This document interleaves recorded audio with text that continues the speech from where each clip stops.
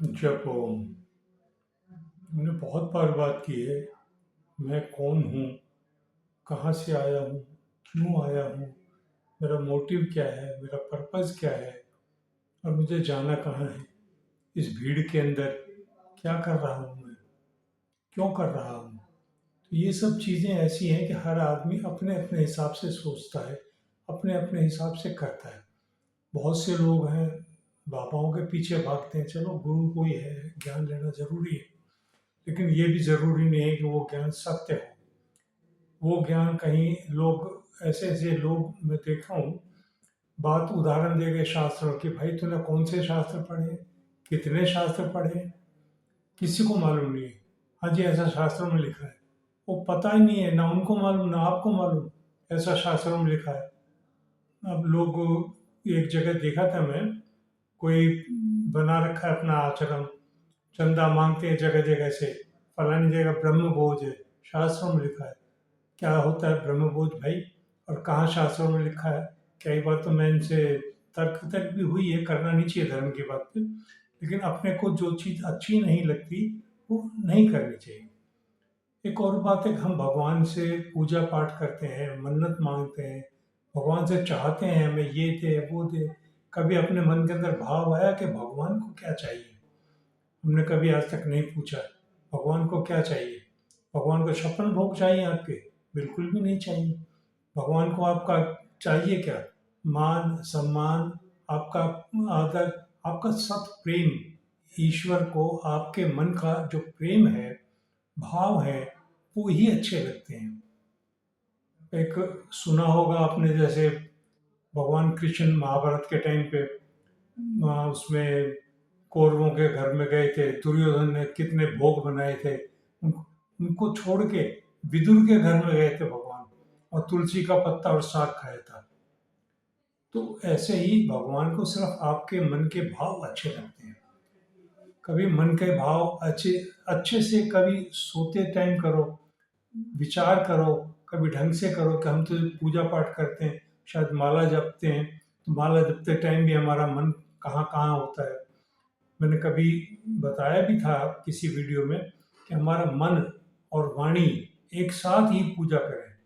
हम वाणी से मतलब अगर राम राम कर रहे हैं, तो मन कोई ऐसा नहीं हो भाई फलाना आदमी गया नहीं गया, मेरी गाड़ी खराब हो गई, या कुछ और ऐसी उटपटांग बातें मन के अंदर ना हो। एकांत भाव से एकांत वास करो, एकांत में पूजा करो, किसी भी टाइम करो, कोई वक्त नहीं होता पूजा पाठ का। सुबह से शाम तक 24 घंटे में कभी भी जब आप फुर्सत में हो, जब आपका मन प्रेम से भरा हुआ हो भगवान के प्रति, तब लेके बैठो उस पूजा पाठ को। तो इन चीज़ों का, छोटी छोटी बातें हैं, इन्हीं का ख्याल हम रखेंगे तो बात बहुत ज़्यादा सरल हो जाएगी, जीवन सरल हो जाएगा। अब मैं हूँ क्या यार, मैं क्या हूँ, कुछ भी नहीं हूँ। मैं तो हाड़ मास का पुतला हूँ, जलूंगा राख हो जाऊंगा, दो मुट्ठी राख बनेगी, परिवार वाले उठा के बहा देंगे पानी में, गंगा जी में, या जहाँ जिसको जो सुविधा होती है। कहानी वहीं खत्म हो गई। उसके बाद पिंडदान करेंगे। पिंडदान का मतलब क्या होता है? जो अपनों से पिंड छुड़ाना, अपनों से पिंड छुड़ाना, प्रेतों से, मतलब मरने के बाद तो जस्ट लाइक प्रेत आत्मा हो जाती है वो। तो उस प्रेत आत्मा से अपना पिंड छुड़ाना, वो पिंडदान होता है। कहीं हमको तंग ना करे, कहीं बार बार हमारे परिवार में नहीं आ जाए, कहीं कुछ और तकलीफ ना दे। तो ये सब छोटी छोटी चीजें हैं जो हमारे ऊपर, हमारे परिवार में सबके ऊपर लागू होती हैं। तो हम क्या हैं? हम कुछ नहीं है। हम सिर्फ क्या है कि हमारा, हम के अंदर आत्मा, हम के अंदर है। आत्मा कौन है? भगवान का एक अंश है। तो उस आत्मा के साथ क्या है? मन जुड़ा हुआ है भाई। असल हम वो मन है। काम को किसको करना है, किसको नहीं करना, किसको गलत करना है, किसको सही करना है, वो पॉजिटिविटी नेगेटिविटी सारी मन करवाता है। तो हम मन को अगर थोड़ा सा भी कंट्रोल रखें, हम अपने आप को मैं मानूं, हुए मैं मानूं, कि मन के ऊपर थोड़ा सा शासन रखें, मन को ठीक रखें, सात्विक दिशा में जाएं।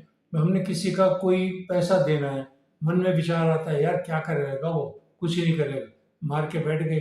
तो वो चीज़, यहाँ तो आप बैठ गए, लेकिन वो चीज़ आपके मन में मरते दम तक भी रहेगी, और जब मरते दम तक वो चीज़ रहेगी तो आप कहीं न कहीं, कभी न कभी उस तरफ जाएँगे ही। आदमी के जैसे बहुत से लोगों का होता है, गुरुओं के पीछे भागते हैं, ढेर सारे, अरे क्या लेके आओगे भाई वहाँ से? ज़बरदस्ती का। अगर आपका गुरु कहीं गधा बना किसी जन्म में, तो आपको भी गधा बनना पड़ेगा। आपके गुरु का मोक्ष हुआ, आपका मोक्ष नहीं होगा। तो इस चीज़ों को अच्छे से ध्यान में रखो भाई। किसी के पीछे, मतलब जो बोलते हैं ना भेड़-चाल, भेड़-चाल में मत फँसो। आप अपनी चाल चलो, आप अपनी सोच रखो, आपकी सोच में क्या है? जो उगता है, जो फसल होती है, उसी को काटो। दिमाग में जो अच्छा उगता है, उसी को बात वो मतलब आदर भाव से, सम्मान से उसी को पूरा करो। गलत बातों के पीछे मत भागो, गलत चीज़ों को मत भागो पीछे। हम क्या है, हम सिर्फ एक मन है। मन का आदर करो, मन के गुलाम मत बनो, मन की बात को मानो, ठीक है, अच्छी बात को मानो, बुरी बात को मत मानो। मन तो एक पार्शियलिटी करता है, बुद्धि में जाती है बात मन से, बुद्धि पार्शियलिटी करती है। उसके बाद कैसे-कैसे, क्या-क्या चीज़ें होती हैं। तो इन बातों को समझ लो, अपने आप को मन समझो, आज से ही समझो, अभी से ही समझो, और देखो कितनी अच्छी गति होती है। आपसे कम से कम बहुत बुरे काम जो हैं, वो रुक जाएँगे, नहीं कर पाओगे आप। तो मन कहाँ जाएगा? यहाँ बुरे काम करें तो हमको नरक जाना पड़ेगा, यमलोक दिखाई देगा, कहीं कुछ और दिखाई देगा। तो ऐसे काम हम क्यों करें जो हमको नरक का द्वार देखना पड़े? हम अच्छे-अच्छे काम करेंगे। किसी के मन को तो अच्छाई बुराई में क्या है, जिस काम को करके दूसरे को ठेस पहुँचे, वो काम बुरा है, वो पाप है। जिस काम को करके किसी को खुशी मिले, वो काम अच्छा है, पुण्य है। ऐसे ही कोई लोग, चाहे दुकानदार हों या कोई और हो, डॉक्टर्स भी आजकल ऐसे ही वही झूठ बोल के गलत दवाई, और कुछ सुना है मैंने ऐसा करते हैं। मतलब पैसा जो है अकेला नहीं जाता भाई किसी के पास, पैसे के साथ पाप और पुण्य दोनों जाते हैं।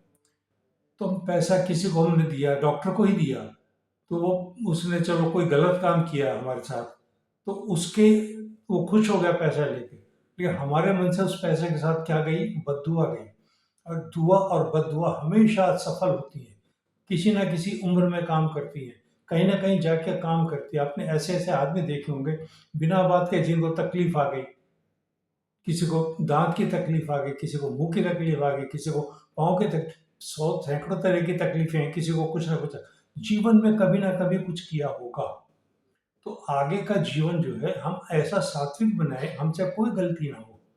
पैसा भी किसी को दें तो उसमें पॉजिटिविटी हो, हमारी दुआएं साथ जाएं, तो अगले के काम में आए। नेगेटिविटी को अपने दिमाग से निकाल दो, पॉजिटिविटी रखो हमेशा जीवन में, और जो आपके काम आएगी। जप ओम, जप ओम, जप ओम भाई।